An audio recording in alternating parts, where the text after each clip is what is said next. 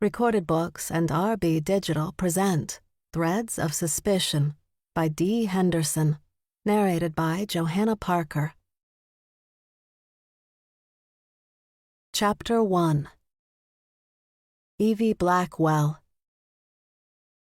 As Governor Bliss came to the podium, Lieutenant Evie Blackwell dug her hands into her coat pockets, grateful the January cold would keep this press announcement on schedule and limit it to 20 minutes. His inauguration just the day before had been sunnier and a few degrees warmer. She did her best to ignore the television cameras trained on the podium, knowing she and the other officers on the stage were now in their view frame and that this clip would run on the local evening newscast.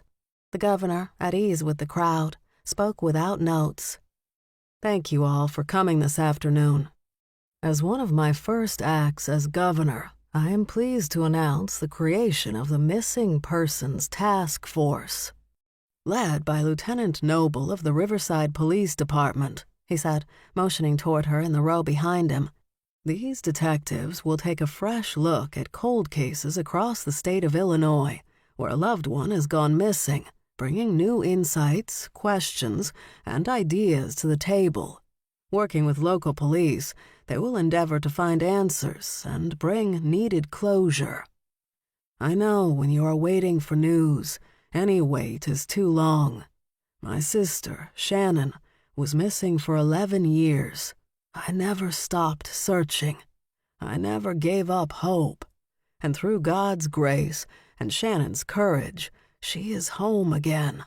We need more miracles that will get similar news to many families. And for those whose missing father, mother, daughter, or son will not be coming home again, so that they will be able to lay their loved one to rest. This is a first step, a good step, toward helping find answers. I would like now to introduce the man who leads the Illinois State Police, Commander Frank Foster, for a few brief remarks."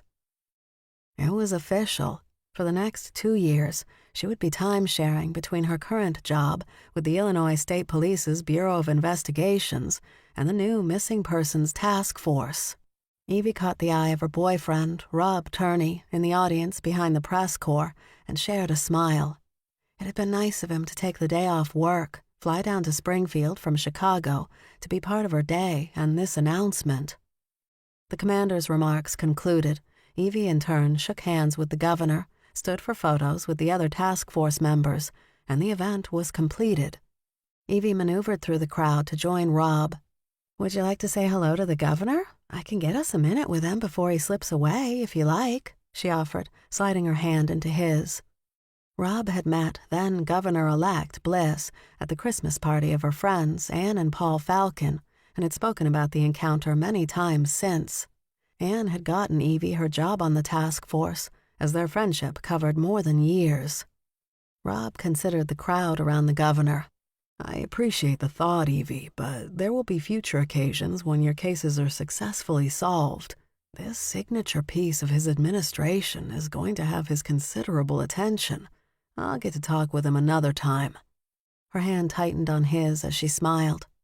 "I love the optimism. Can you stay for a meal?" He replied by leaning down, kissing her softly. "Thanks," he said, his voice full of regret. "But I need to be getting back for a late meeting. You'll be getting organized with a new group, and I'd just be in the way. I'll catch a return flight with Anne and Paul. Call me tonight. Let me know where you're heading tomorrow. If it's anywhere north, we'll meet up for dinner this week." She hugged him, and his arms held her close as she whispered, "Thank you." It conveyed a wealth of unspoken realities. Her present job took her back and forth across the state, and she just committed to 24 months of even more relentless travel. "You'll do great work, Evie, and make us both proud." She let him go. She had a marriage proposal from him waiting, an offer that he would make if and when she was ready. To keep listening to this audiobook, I've left you a link in the description so you can do it, at no cost thanks to Audible's 30-day free trial.